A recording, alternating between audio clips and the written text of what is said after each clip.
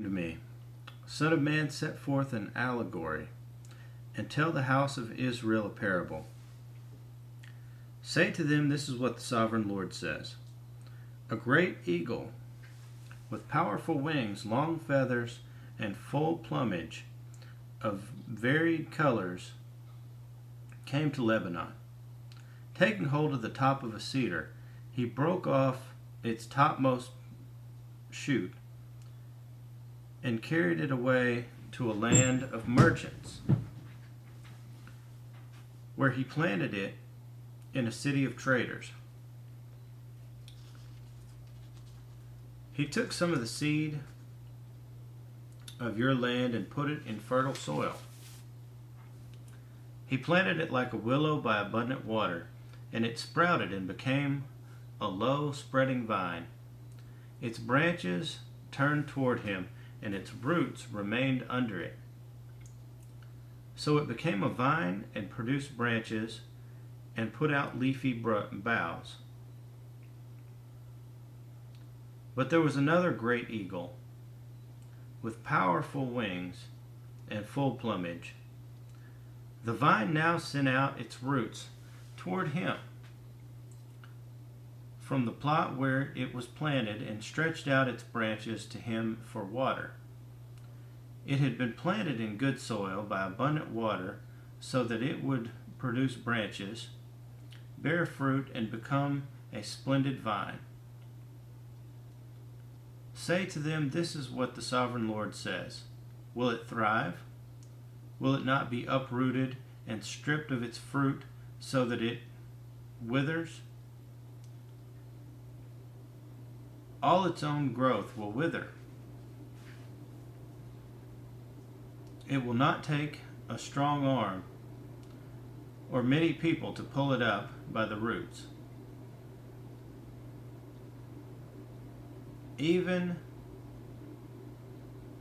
if it is transplanted, will it thrive? Will it not wither completely when the east wind strikes it?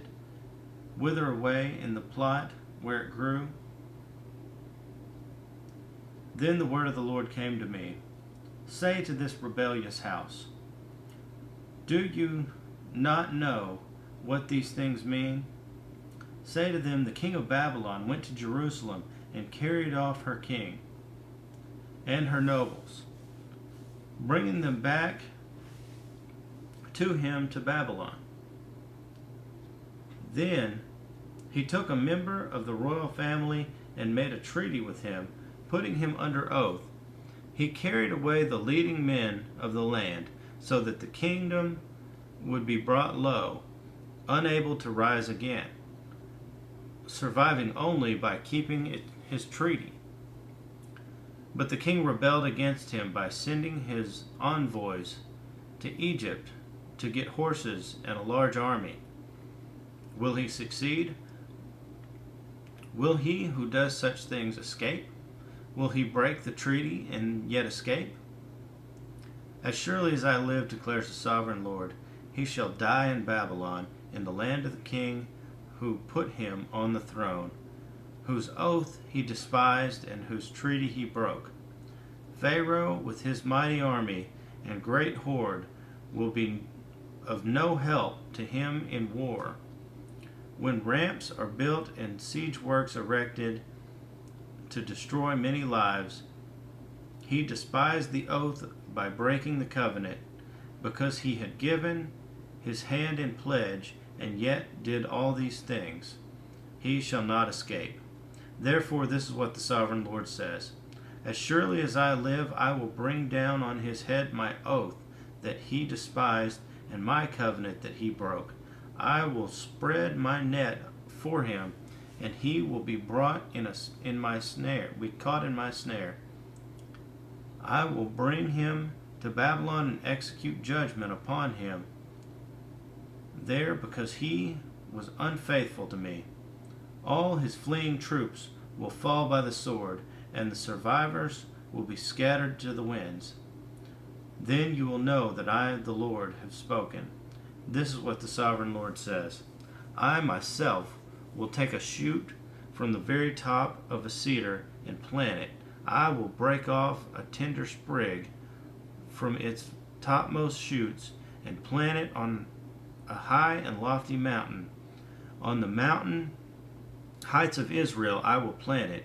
It will produce branches and bear fruit and become a splendid cedar. Birds of every kind will nest in it. They will find shelter in the shade of its branches.